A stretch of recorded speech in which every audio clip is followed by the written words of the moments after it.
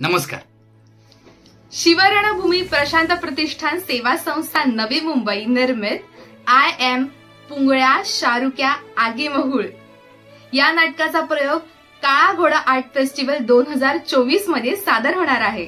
शिकार करणाऱ्या अर्थात फासे पारधी जमातीतील पुंगळ्या या तरुणाच्या अस्तित्वाची कागदोपत्री नोंद या देशात कधीच झालेली नाही.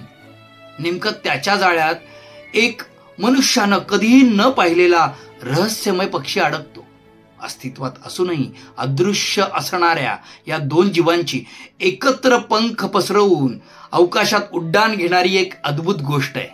तर 22 जानेवारी सोमवारी दुपारी 3 वाजता यशवंतराव चव्हाण सेंटर मुख्य सभागृह नरिमन पॉइंट येथे नाटकाचा प्रयोग सादर होणार आहे.